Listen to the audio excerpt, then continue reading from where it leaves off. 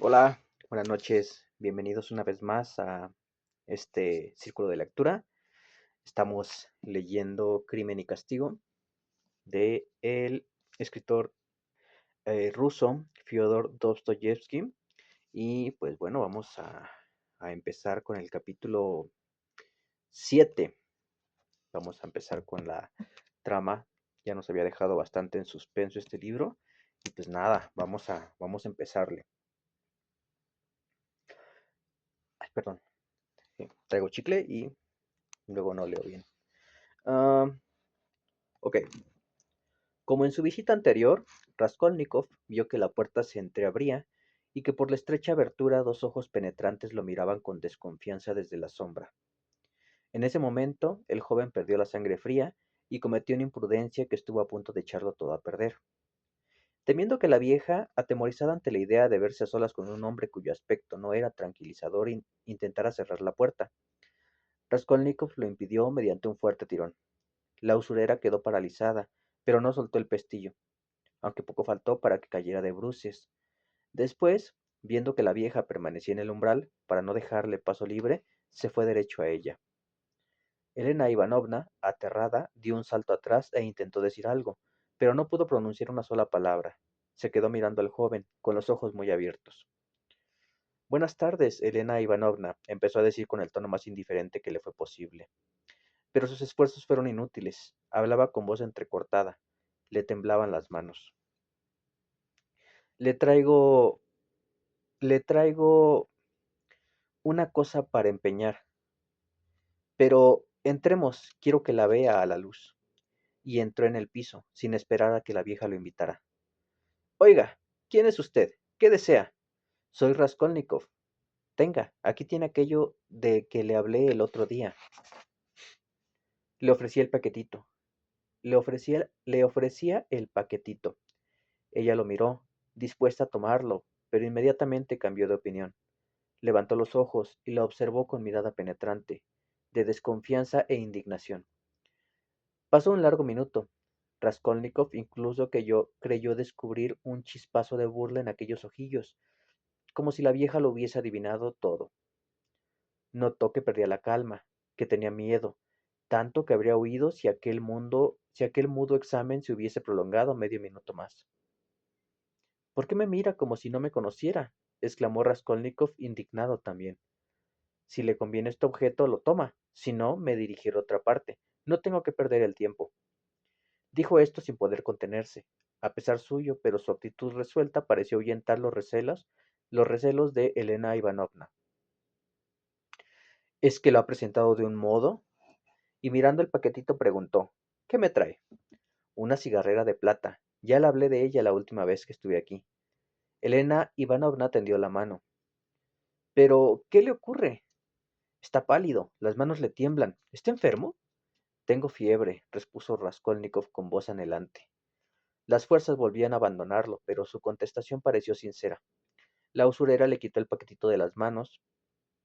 Pero, ¿qué es esto? Volvió a preguntar dirigiendo nuevamente a Raskolnikov una larga y penetrante mirada. Una cigarrera. De plata. Véala. Pues no parece que sea de plata. Sí que la envolviste bien. Se acercó a la lámpara. Las ventanas estaban cerradas a pesar del calor asfixiante, y empezó a luchar por deshacer los nudos, dando la espalda a Raskolnikov y olvidándose de él momentáneamente. Raskolnikov desabrochó su gabán y sacó el hacha del nudo corredizo, aunque la mantuvo debajo del abrigo, empuñándola con la mano derecha.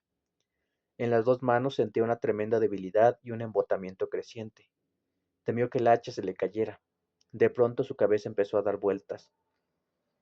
Pero, ¿cómo envolviste esto? Vaya un enredo, exclamó la vieja volviendo la cabeza a Raskolnikov. No había que perder ni un segundo. Sacó el hacha de debajo del abrigo, la levantó con las dos manos y, sin violencia, con un movimiento casi maquinal, la dejó caer sobre la cabeza de la vieja. Raskolnikov creyó que las fuerzas le habían abandonado para siempre, pero notó que las recuperaba después de haber dado el hachazo. La vieja, como de costumbre, no llevaba nada en la cabeza. Sus cabellos grises, ralos, empapados en aceite, se agrupaban en una pequeña trenza que recordaba la cola de una rata, y que un trozo de peine de asta mantenía fija en la nuca. Como era de escasa estatura, el hacha se hundió en la parte anterior de la cabeza. La víctima lanzó un débil grito y perdió el equilibrio. Lo único que tuvo tiempo de hacer fue sujetarse la cabeza con las manos. En una de ellas tenía aún el paquetito.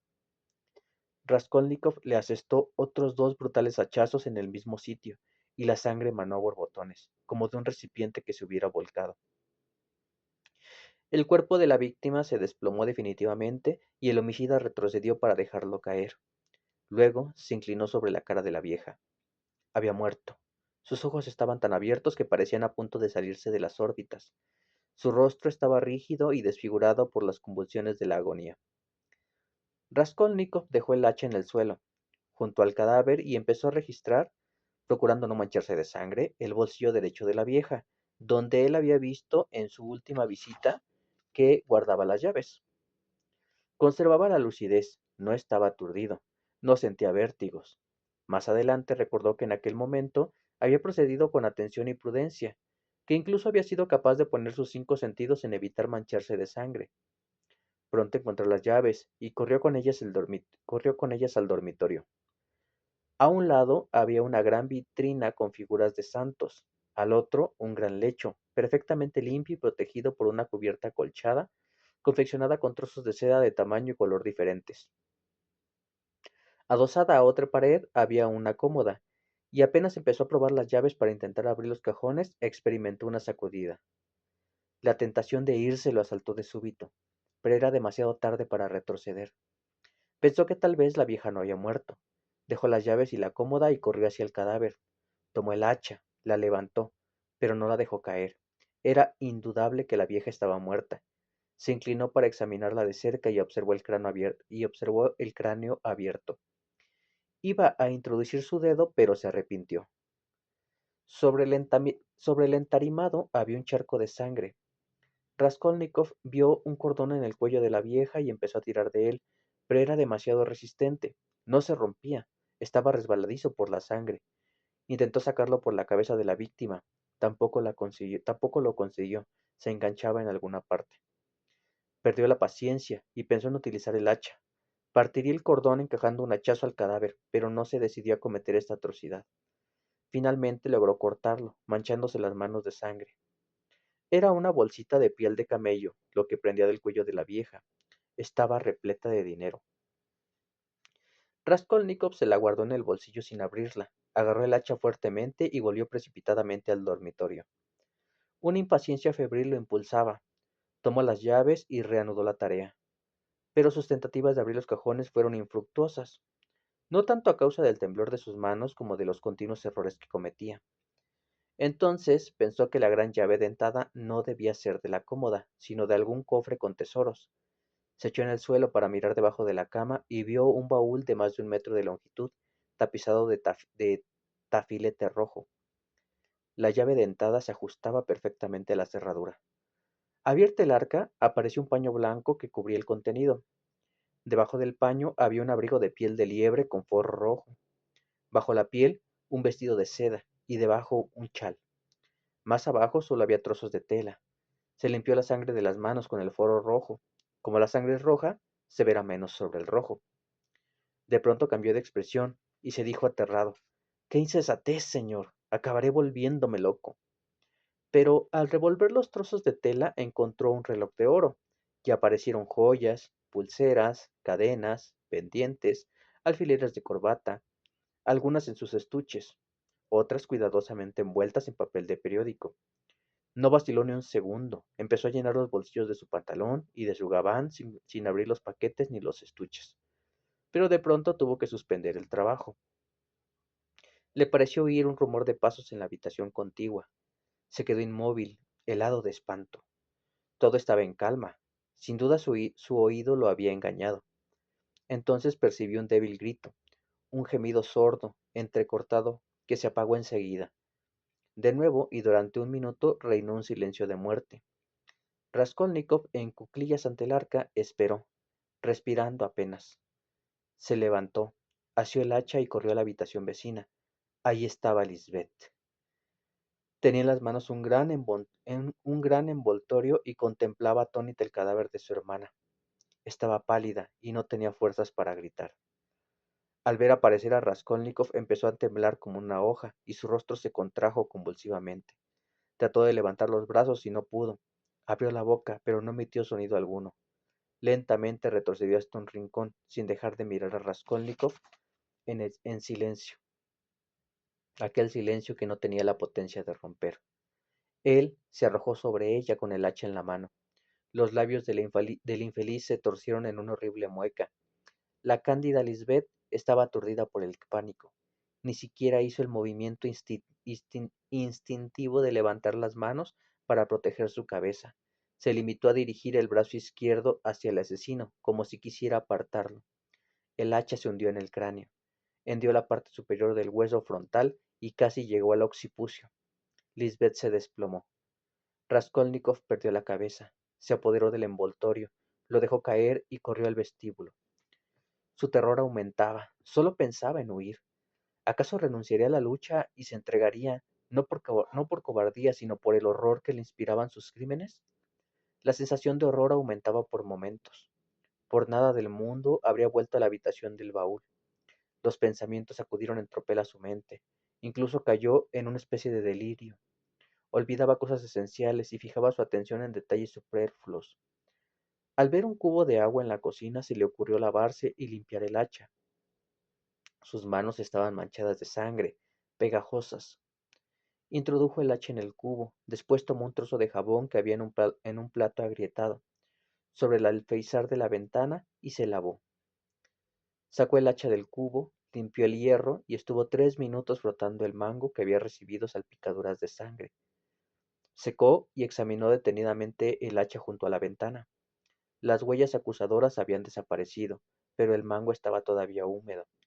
Después de colgar el hacha del nudo, Después de colgar el hacha del nudo corredizo debajo de su gabán, inspeccionó sus pantalones, su americana, sus botas, tan minuciosamente como le permitió la escasa luz que había en la cocina. A simple vista, su indumentaria no presentaba ningún indicio sospechoso, aunque las botas estaban manchadas de sangre. Mojó un trapo y las lavó, pero no veía bien y tal vez no percibía manchas visibles a la luz. Quedó indeciso. En medio de la cocina, presa de un pensamiento angustioso, quedó indeciso en medio de la cocina, presa de un pensamiento angustioso. Tal vez se había vuelto loco, y no estaba en posición de razonar ni de defenderse. Corrió al vestíbulo para escapar y sintió el terror más profundo de su vida. Permaneció inmóvil como si no pudiera dar crédito a sus ojos. La puerta por la que había entrado estaba entreabierta, y así había estado durante su estancia en el piso. ¿La vieja se había olvidado de cerrarla? ¿O fue precaución? Se arrojó sobre la puerta y echó el cerrojo. Pensó un momento, descorrió el cerrojo, entreabrió y aguzó el oído. Así estuvo un buen rato. Se oían gritos lejanos, sin duda llegaban del portal. Esperó hasta que al fin todo quedó sumido en un profundo silencio. No se oía ni el rumor más leve, pero cuando iba a bajar percibió el sonido de unos pasos lentos, pesados, monótonos. Llegaron al primer piso y subieron. Eran cada vez más perceptibles. Raskolnikov oyó un jadeo asmático y quedó petrificado. Ya estaba en el tercer piso. Se sentía en una de esas pesadillas en las que nos vemos perseguidos por enemigos implacables, a punto de alcanzarnos y asesinarnos, mientras nos sentimos clavados al suelo, sin poder hacer ningún movimiento defensivo. Las pisadas llegaron al tramo que terminaba en el cuarto piso.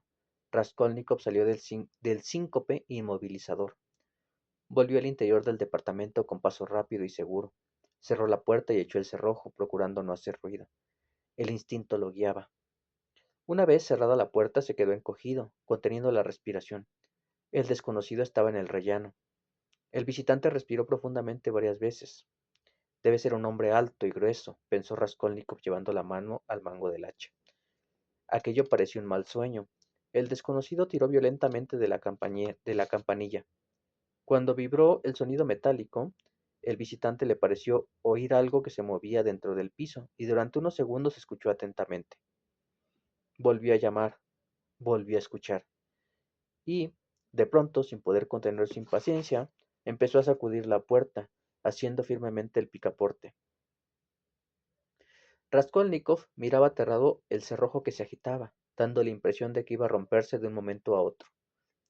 Un siniestro horror se apoderó de él. Perdió por completo la serenidad. La cabeza le dio vueltas. Voy a desmayarme, se dijo. En aquel momento el desconocido habló, y eso le devolvió la calma. ¿Estarán durmiendo o las habrán estrangulado? Dijo. El diablo se las lleve a las dos.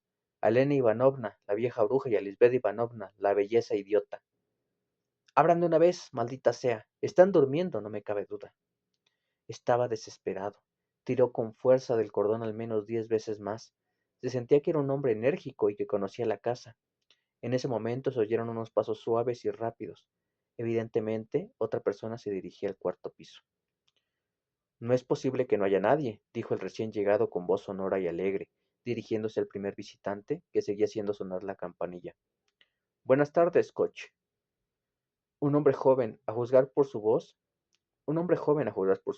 se dijo Raskolnikov inmediatamente. No sé qué demonios ocurre, repuso Koch. Hace un momento casi echó abajo la puerta. ¿Usted me conoce? Qué mala memoria. Anteayer le gané 3 partidas de billar, una tras otra, en el Gambrinus. Ah, sí. ¿Y dice usted que no están? Qué raro. Hasta me parece imposible. ¿A dónde pudo haber ido esa vieja? Tengo que hablar con ella. Yo también tengo que hablarle, amigo mío. ¿Qué le vamos a hacer? Exclamó el joven. Nos tendremos que ir por donde hemos venido. Pero entonces, ¿por qué me citó? Dijo que viniera a esta hora. Con la caminata que he dado. ¿Dónde diablos estará? No lo comprendo. Esta bruja decrépita no se mueve nunca de su casa, porque apenas puede andar y de pronto se le ocurre ir a dar un paseo. ¿Y si preguntáramos al portero? ¿Para qué? Para saber si está en casa o cuándo volverá. Es inútil. Oiga, exclamó de pronto el joven, fíjese, la puerta cede un poco cuando se tira. Bueno, ¿y qué? Eso demuestra que no está cerrado con llave, sino con cerrojo, y prueba de que una de ellas está en la casa. Hay que estar dentro para cerrar con cerrojo, ¿comprende? En fin, que están ahí y no quieren abrir. Claro, no cabe duda, exclamó Coche asombrado. ¿Pero qué demonios estarán haciendo? Y empezó a sacudir la puerta furiosamente. Déjelo, es inútil, dijo el joven. Algo raro pasa aquí. Llamó usted muchas veces, sacudió violentamente la puerta y no abren. Esto puede significar que las dos están desvanecidas o... ¿O qué? Avisemos al portero para que vea lo que ocurre. Usted quédese aquí. Yo lo traigo. Bien, me quedaré. Óigame, ¿estudió para juez de instrucción? Aquí hay algo que no está claro. Esto es evidente. Después de decir esto, el joven bajó la escalera. Cuando se quedó solo, Koch empezó a sacudir la puerta para constatar que el cerrojo estaba puesto. Luego se inclinó, jadeante, y asomó el ojo por la cerradura, pero no pudo ver nada porque la llave estaba puesta por dentro. De pie ante la puerta, Raskolnikov hacía nerviosamente el mango del hacha. Era presa del ensueño homicida. Estaba dispuesto a matar a aquellos hombres si entraban al departamento.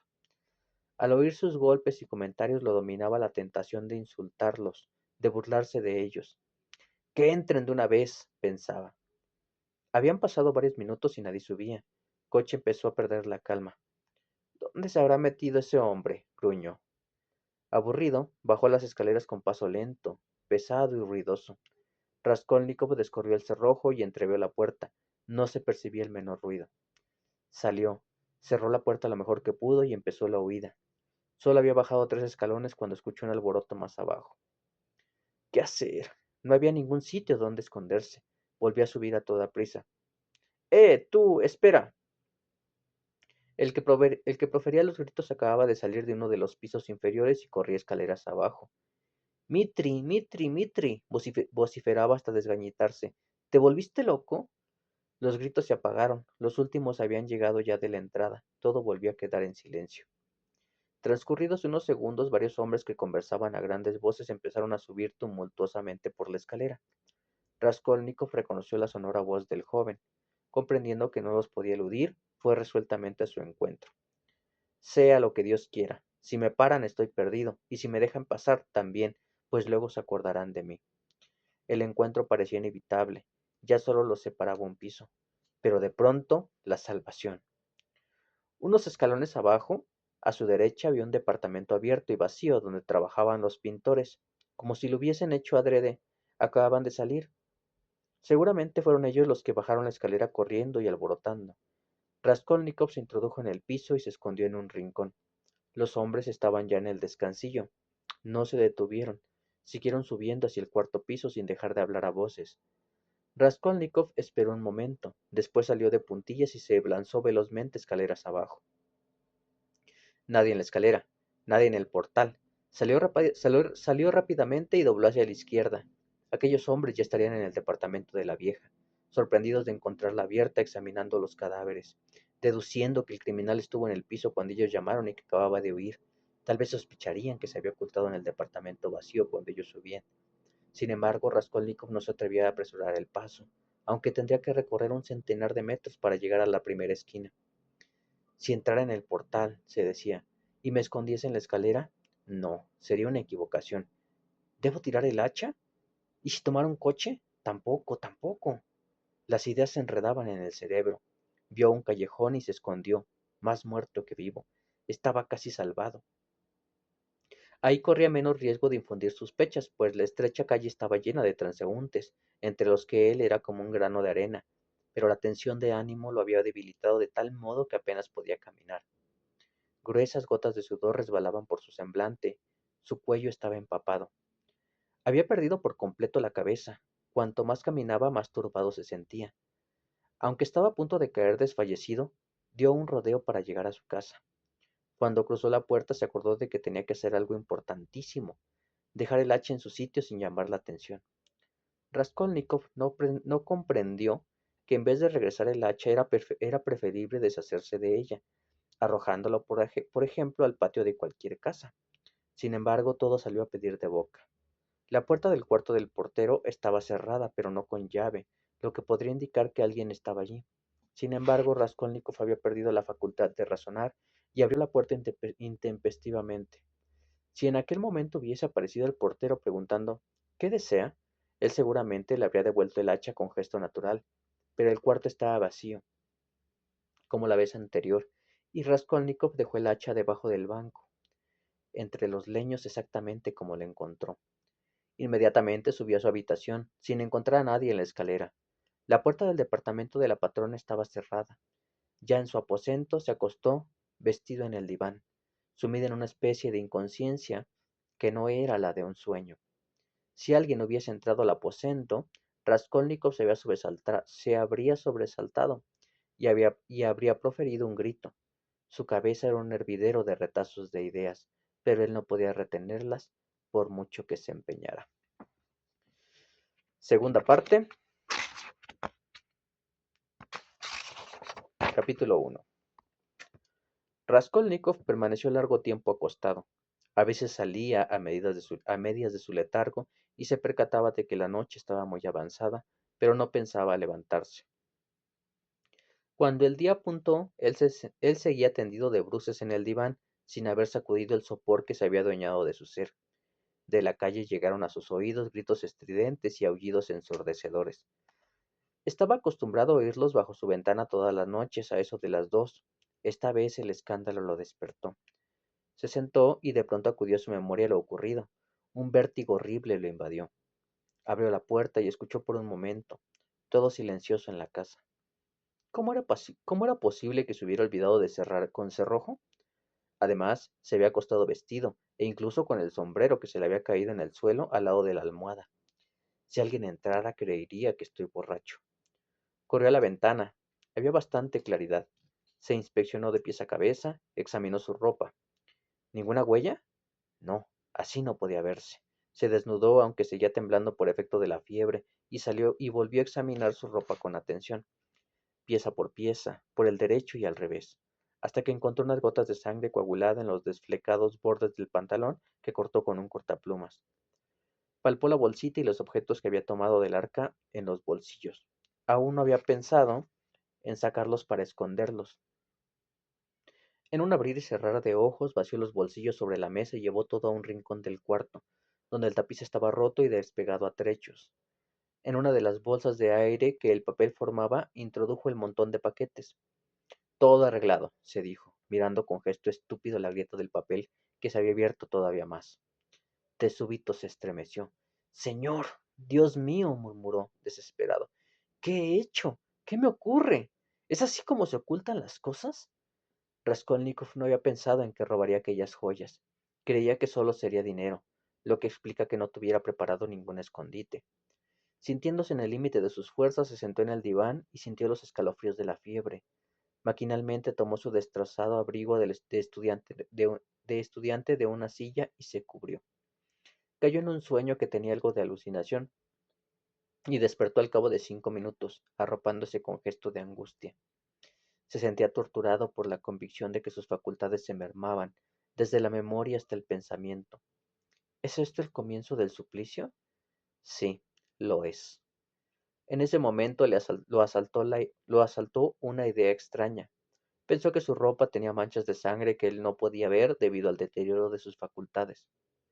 De pronto se acordó de que la bolsita también estaba manchada. Hasta en mi bolsillo debe haber sangre, ya que estaba húmeda cuando la guardé. Volteó el bolsillo y vio que, en efecto, había manchas en el forro. Un suspiro de alivio salió de lo más hondo de su pecho y pensó, triunfante: la razón no me ha abandonado completamente. No he perdido la memoria ni la facultad de reflexionar, puesto que recordé este detalle. Ha sido solo un momento de debilidad mental producido por la fiebre, y arrancó el forro del bolsillo izquierdo del pantalón. En ese momento, un rayo de sol iluminó su bota izquierda, y Raskolnikov descubrió, a través de un agujero del calzado, una mancha delatora en el calcetín. Se quitó la bota y vio que la punta del calcetín estaba manchada. Pero, ¿qué hacer? ¿Dónde tirar los calcetines, los flecos y el bolsillo? En medio de la habitación, con aquellas piezas acusadoras en las manos, se preguntaba: ¿debo arrojar esto a la estufa? Lo mejor es que me lo lleve y lo tire en cualquier parte. Sí, en cualquier parte y ahora mismo. Y mientras hacía mentalmente esta afirmación, se sentó largo rato en el diván. En vez de poner en práctica sus propósitos, dejó caer la cabeza en la almohada. Volvió a sentir escalofríos. Estaba helado. Al fin, un golpe violento dado en la puerta lo sacó de su marasmo. ¡Abre si no has muerto!, gritó Anastasia golpeando la puerta con el puño. Siempre tumbado. ¡Abre ya! Son más de las 10. Tal vez no esté, dijo una voz de hombre. La voz del portero, susurró Raskolnikov. ¿Qué sabe de mí? Se sentó en el diván. El corazón le latía tan fuerte que lo lastimaba. Está echado el cerrojo, observó Natasha. ¿Quieres levantarte y abrir de una vez? ¿Qué querrán? ¿Qué hace aquí el portero? Se ha descubierto todo, no cabe duda. ¿Debo abrir o hacerme el sordo? Se levantó a medias, tendió el brazo y tiró del cerrojo. No se había equivocado. Eran Anastasia y el portero. La sirvienta le dirigió una mirada extraña. Raskolnikov miró al portero, quien le dio un papel gris doblado y burdamente lacrado. Esto trajeron de la comisaría. ¿De qué comisaría? De la comisaría de policía. Pero, ¿qué quiere de mí la policía? Yo qué sé. Es una citación y tiene que ir. Miró fijamente a Raskolnikov, pasó una mirada por el aposento y se dispuso a marcharse. Tienes cara de enfermo, dijo Anastasia, que no le quitaba ojo. Quédate acostado. Si estás enfermo, no vayas. Tras una pausa, preguntó: ¿qué tienes en la mano? Raskolnikov vio en su mano derecha los hilachos del pantalón, los calcetines y el bolsillo. Había dormido agarrándolos. Se apresuró a esconder debajo del gabán el triple cuerpo del delito, aunque en aquel momento no podía discurrir con lucidez. Se dio cuenta de que recibió un trato muy distinto del que va a ser detenido. Pero, ¿por qué lo citaba la policía? Debes tomar un poco de té. Voy a traértelo. ¿Quieres? Sobró un poco. No, no quiero té, balbució. Voy a ver qué quiere la policía. Ahora mismo voy a presentarme, dijo, y se marcharon. Luego se acercó a la ventana y examinó a la luz del día los calcetines y los hilachos. Las manchas apenas se ven. El barro y el roce de la bota los han desvanecido. El que no las busque, no las verá. Por lo tanto, Anastasia no las pudo ver. Estaba demasiado lejos. Abrió la citación con mano temblorosa. La leyó varias veces para comprender lo que se le indicaba. Debía presentarse ese mismo día a las 9:30 en la comisaría del distrito. Qué cosa más rara, se dijo mientras se apoderaba de él una dolorosa ansiedad. No tengo nada que ver con la policía, y me citan precisamente hoy. Señor, que termine esto cuanto antes. Iba a arrodillarse para rezar, pero en vez de hacerlo se echó a reír. No se reía de los rezos, sino de sí mismo. Empezó a vestirse rápidamente y se dijo: me pondré los calcetines, el polvo de las calles cubrirá las manchas. Apenas se puso el calcetín ensangrentado, se lo quitó con un gesto de horror e inquietud. Luego recordó que no tenía otros y se lo volvió a poner, echándose de nuevo a reír. Pronto pasó de la hilaridad a la desesperación. Esto es superior a mis fuerzas. Todo le daba vueltas, le dolía la cabeza a consecuencia de la fiebre. Esto es una celada. Quieren tomarme desprevenido, pensó mientras se dirigía a la escalera. Lo peor es que estoy aturdido y podría decir lo que no debo. En la escalera recordó que las joyas robadas estaban detrás del papel despegado y roto de la pared de su habitación. Tal vez registren, aprovechando mi ausencia. El calor era insoportable con el polvo, montones de cal y de ladrillos que obstruían las calles, el hedor de sucias tiendas y de las tabernas, borrachos, buhoneros, coches de alquiler. El fuerte sol lo cegó y le produjo vértigos. Los ojos le dolían hasta el extremo de que no podían abrirlos. Los ojos le dolían hasta el extremo de que no podía abrirlos. Si me interrogan, tal vez confiese, pensaba mientras se acercaba. Raskolnikov había ido hacía tiempo al antiguo local de la policía. Al cruzar la puerta vio una escalera por la que bajaba un muyik con un cuaderno en la mano. La puerta de las oficinas estaba abierta. Raskolnikov entró y se detuvo en la antesala donde había varios muyiks. El calor era tan insoportable como en la escalera. El local estaba recién pintado y desprendía un olor nauseabundo. Después de esperar un momento, pasó al cuarto contiguo. En la segunda dependencia trabajaban varios escribientes, no mucho mejor vestidos que él. Todos tenían un aspecto extraño. Raskolnikov se dirigió a uno de ellos. ¿Qué quieres? El joven le mostró la citación. Eso es... Ay, disculpen. ¿Es usted estudiante? Preguntó otro tras haber echado una ojeada del papel. Sí, estudiaba. El escribiente lo observó sin ningún interés. Por este hombre no me enteraré de nada. Todo le es indiferente, pensó Raskolnikov. Vaya usted con el secretario, dijo el escribiente señalando con el dedo la habitación del fondo. Raskolnikov se dirigió a la habitación reducida y llena de gente un poco mejor vestida. Presentó el papel al secretario. Este le dirigió una ojeada y dijo: espere. Después siguió dictando a la dama enlutada. No me han llamado por lo que yo creía, se dijo serenándose. Sentí un profundo malestar y temía no poder vencerlo. Trataba de fijar su pensamiento en cuestiones indiferentes, pero no lo conseguía. Sin embargo, el secretario le interesaba vivamente. Con gran desenvoltura, cambió unas palabras en francés con un extranjero que se hallaba cerca de él. Siéntese, Luisa Ivanovna, dijo después a la gruesa, colorada y ricamente ataviada señora que permanecía en pie, como si no se atreviera a sentarse, aunque tenía una silla a su lado. Ich danke, respondió Luisa Ivanovna en voz baja. Se sentó en un frufru de sedas. Se sentó con un frufru de sedas. Su vestido azul pálido, guarnecido de blancos encajes, se hinchó en torno de ella como un globo. Se sentó con un frufru de sedas. Su vestido azul pálido, guarnecido de blancos encajes, se hinchó en torno de ella como un globo y llenó casi la mitad de la pieza, a la vez que un exquisito perfume se esparcía por la habitación. Pero ella parecía avergonzada de ocupar tanto espacio y oler tan bien. Sonreía con una expresión de temor y timidez y daba muestras de intranquilidad. Al fin, la dama enlutada se levantó, terminando el asunto que la había llevado allí. En este momento entró ruidosamente un oficial, con aire resuelto y moviendo los hombros a cada paso. Echó sobre la mesa su gorra, adornada con una escarapela, y se sentó en un sillón. Este personaje era el ayudante del comisario de policía. Ostentaba unos grandes bigotes rojizos que sobresalían horizontalmente por los dos lados de su cara. Sus facciones extremadamente finas solo expresaban cierto descaro. Miró de soslayo a Raskolnikov con una especie de indignación. Su aspecto era por demás miserable, pero su actitud no tenía nada de modesta. Raskolnikov cometió la imprudencia de sostener con tanta osadía aquella mirada que el funcionario se sintió ofendido. ¿Qué haces tú aquí? Exclamó éste, asombrado sin duda de que semejante desarrapado no bajara los ojos ante su mirada fulgurante. Vine porque me llamaron, repuso Raskolnikov. Recibí una citación. Es ese estudiante al que se reclama el pago de una deuda, se apresuró a decir el secretario, levantando la cabeza de sus papeles.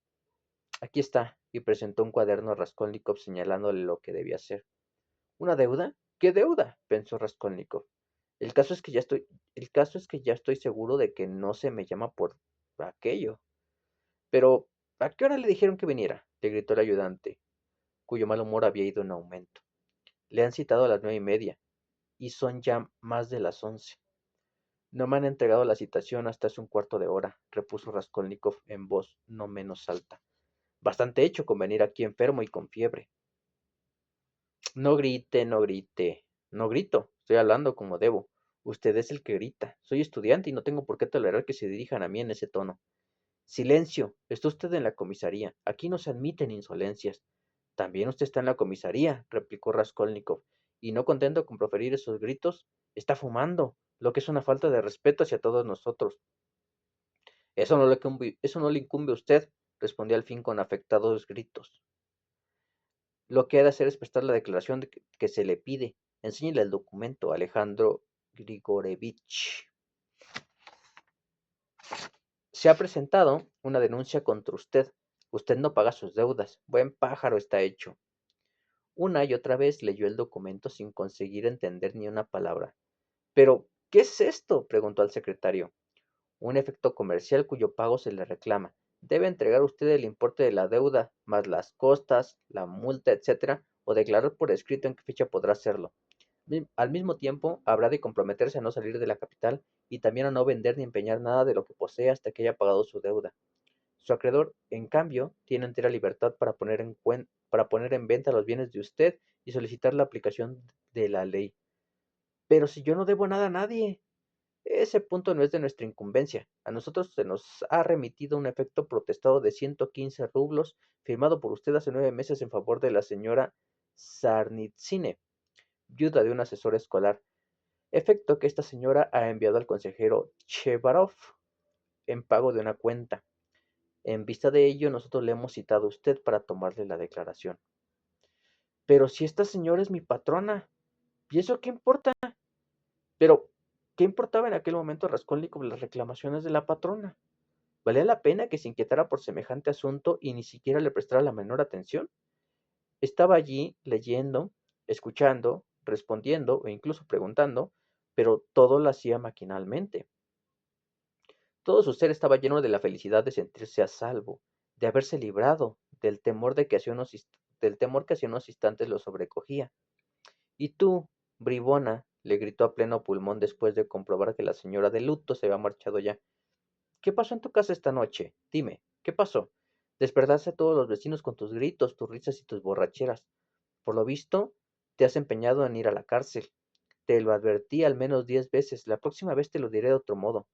No me haces caso, eres una ramera incorregible. Raskolnikov se quedó tan estupefacto al ver tratar de aquel modo a la elegante dama que se le cayó el papel que tenía en la mano. Sin embargo, no tardó en comprender el porqué de todo aquello, y la cosa le pareció sobremanera divertida. Desde este momento escuchó con interés y haciendo esfuerzos por contener la risa. Su tensión nerviosa era extraordinaria. Bueno, bueno, Ilia Petrovich, empezó a decir el secretario, pero enseguida se dio cuenta de que su intervención sería inútil. En mi casa no hay escándalos ni pendencias, señor capitán, se apresuró a decir tan pronto como le fue posible. Hablaba el ruso fácilmente con notorio acento alemán. Ni el menor escándalo, ella decía, escándalo. Lo que ocurrió fue que un caballero llegó embriagado a mi casa. Después comenzó una revuelta. Fue hacia Karl, el portero, y le dio un puñetazo en un ojo. También golpeó a Enriqueta. En cuanto a mí, me dio 5 bofetadas. Yo empecé a protestar a gritos y él abrió la ventana que da al canal y empezó a gruñir como un cerdo. ¿Comprende, señor capitán? Se puso a hacer el cerdo en la ventana. Entonces empezó a gritar diciendo que Manmus pagarle 15 rublos de indemnización, y yo, señor capitán, le di 5 rublos a pesar del alboroto que había armado en una casa honorable. Como usted ve, no es un cliente deseable. Le doy mi palabra, señor capitán, de que todo el escándalo lo armó él, y además me amenazó con contar en los periódicos toda la historia de mi vida. Entonces, ¿es escritor? Sí, señor, y un cliente sin escrúpulos que se permite, aún sabiendo que está en una casa digna. En fin, mi respetable Luisa Ivanovna, continuó el oficial, he aquí mi última palabra en lo que a ti concierne. Como se produzca nuevo escándalo en tu honorable casa, te haré encerrar como suelen decir los de tu noble clase. ¿Has entendido? En fin, Luisa Ivanovna, ya puedes marcharte, pero ten cuidado porque no te perderé de vista, ¿entiendes? Luisa Ivanovna empezó a saludar a derecha e izquierda calurosamente, y así, haciendo reverencias, retrocedió hasta la puerta. Allí tropezó con un gallardo oficial de cara franca y simpática, encuadrada por dos soberbias patillas espesas y rubias, el comisario en persona, Nicodim Fomich. Al verle, Luisa Ivanovna se apresuró a inclinarse por última vez hasta casi tocar el suelo y salió del despacho con paso corto y saltarín. Eres el rayo, el trueno, el relámpago, la tromba, el huracán, dijo el comisario dirigiéndose amistosamente a su ayudante. Te pusieron nervioso y tú te has dejado llevar por los y tú te has dejado llevar de los nervios. Desde la escalera lo he oído. No es para menos, replicó en tono indiferente. Ilia Petrovich. No es para menos, replicó en tono indiferente Ilia Petrovich, llevándose sus papeles a otra mesa, con su característico balanceo de hombros. Juzgue usted mismo. Ese señor escritor, mejor dicho estudiante, es decir, antiguo estudiante, no paga sus deudas, firma pagarés y se niega a dejar la habitación que tiene alquilada. Por todo ello lo denuncia, y aquí que este señor se molesta porque enciende un cigarrillo en su presencia. Él que solo comete villanías, ahí lo tiene usted. Mírelo, mire qué aspecto tan respetable tiene. La pobreza no es un vicio, mi buen amigo, respondió el comisario. Todos sabemos que eres inflamable como la pólvora. Algo en su modo de ser te habrá ofendido y no pudiste contenerte, y usted tampoco, añadió dirigiéndose amablemente a Raskolnikov. Pero usted no le conoce. Es un hombre excelente, créame, aunque explosivo como la pólvora. Sí, una verdadera pólvora. Se enciende, se inflama, arde y todo pasa. Entonces solo queda un corazón de oro. En el regimiento le llaman el teniente pólvora.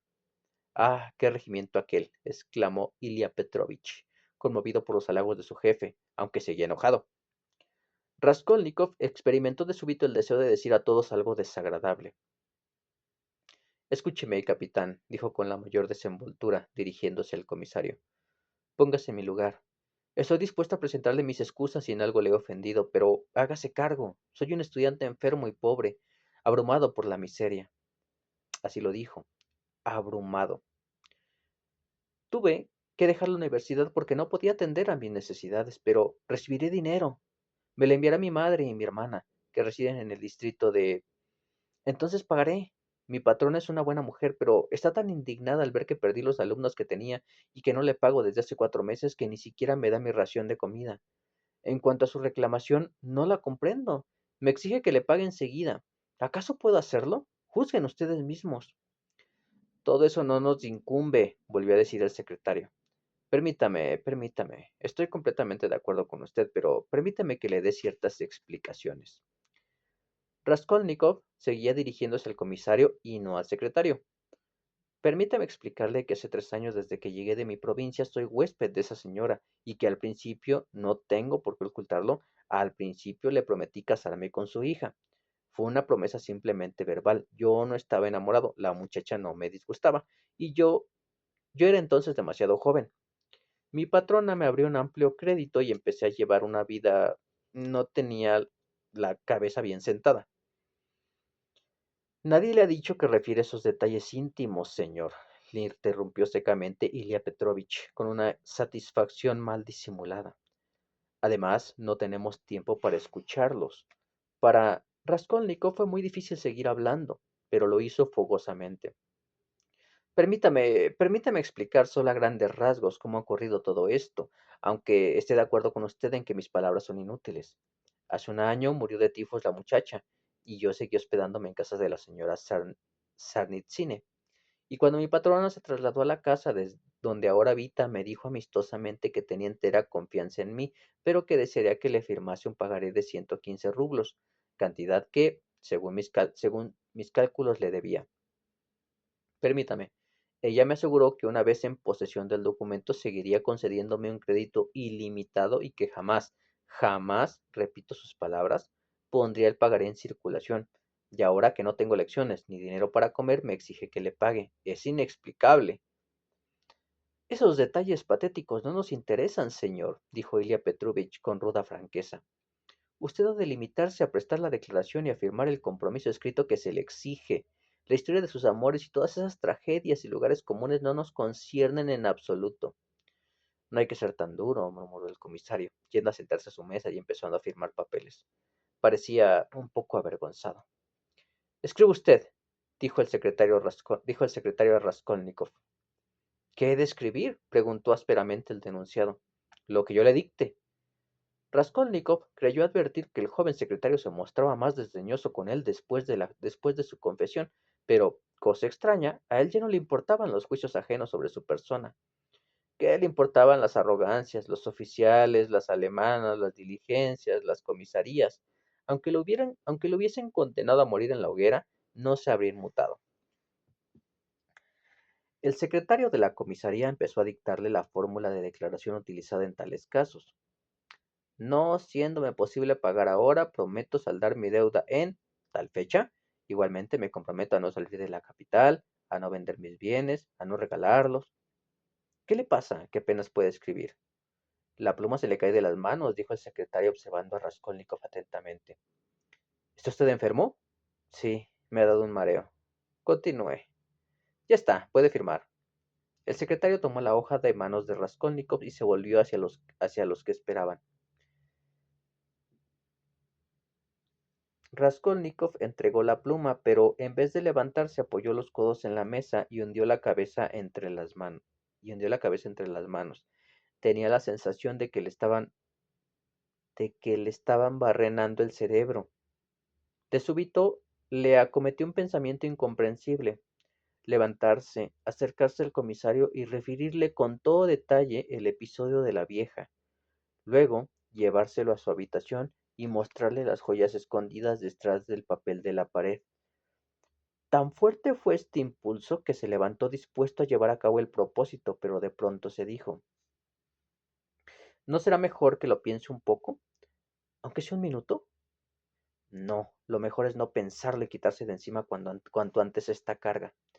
Pero se detuvo en seco y quedó clavado en el sitio. El comisario hablaba acaloradamente con Ilya Petrovich. Es absurdo, habrá que ponerlos en libertad a los dos. Todo contradice semejante acusación. Si hubiesen cometido el crimen, ¿con qué fin habrían ido a buscar al portero? ¿Para delatarse a sí mismos? ¿Para desorientar? No, es un ardid demasiado peligroso. Además, Pestriakov, el estudiante, le vieron los dos porteros y una tendera ante la puerta en el momento en que llegó. Iba acompañado de 3 amigos que le dejaron, pero en cuya presencia preguntó al portero en qué piso vivía la vieja. Habría hecho esta pregunta si hubiera ido a la casa con el propósito de que se le atribuye. En cuanto a Koch, estuvo media hora en la orfebrería de la planta baja antes de subir a la casa de la vieja. Eran exactamente las 8 menos cuarto cuando subió. Reflexionemos. Permítame, ¿qué explicación puede darse a la contradicción que han incurrido? Afirman que llamaron a la puerta, afirman que la puerta estaba cerrada. Sin embargo, 3 minutos después, cuando vuelven a subir con el portero, la puerta está abierta. Esa es la cuestión principal. No cabe duda de que el asesino estaba en el piso y había echado el cerrojo. ¿Y nadie ha visto al asesino? ¿Cómo quiere usted que lo vieran? Dijo el secretario, que desde su puesto estaba atento a la conversación. Esa casa es un arca de Noé. La cosa no puede estar más clara, dijo el comisario en un tono de convicción. Por el contrario, está oscurísima, replicó Ilya Petrovich. Raskolnikov tomó su sombrero y se dirigió a la puerta, pero no llegó a ella. Cuando volvió en sí, se vio sentada en una silla. Alguien le sostenía por el lado derecho. A su izquierda, otro hombre le presentaba un vaso amarillento lleno de un líquido del mismo color. El comisario Nikodim Fomich, de pie ante él, le miraba fijamente. Raskolnikov se levantó. ¿Qué le pasó? ¿Está enfermo?, le preguntó el comisario. Apenas podía sostener la pluma hace un momento, cuando escribía su declaración, observó el secretario volviendo a sentarse y empezando de nuevo a hojear papeles. ¿Hace mucho tiempo que está usted enfermo?, gritó Ilya Petrovich desde su mesa donde también estaba hojeando papeles. Cuando vio que volvía en sí, se apresuró a regresar a su puesto. Desde anteayer, balbuceó Raskolnikov. ¿Salió usted ayer? Sí. ¿Aún está enfermo? Sí. ¿A qué hora? De 7 a 8. Permítame que le pregunte dónde estuvo. En la calle. Vaya contestación clara y breve. Apenas puede tenerse en pie y usted todavía, empezó a decir el comisario. No se preocupe, no se preocupe, repuso. Mm, No se preocupe, repuso Ilya Petrovich con acento enigmático. Ya no le necesitamos. Puede usted marcharse. Raskolnikov se fue. Apenas hubo salido. Raskolnikov se fue. Apenas hubo salido, la conversación se reanudó entre los policías con gran vivacidad. Ya en la calle, Raskolnikov recobró por completo la calma. Sin duda van a hacer un registro, se decía mientras se encaminaba a su alojamiento. Los muy canallas sospechan de mí, y el terror le dominaba. Poco antes y el terror que le dominaba poco antes volvió a apoderarse de él enteramente. Y bueno, aquí le vamos a dejar. Vamos a empezar con el capítulo 2 de la segunda parte en la siguiente lectura. Hasta la próxima.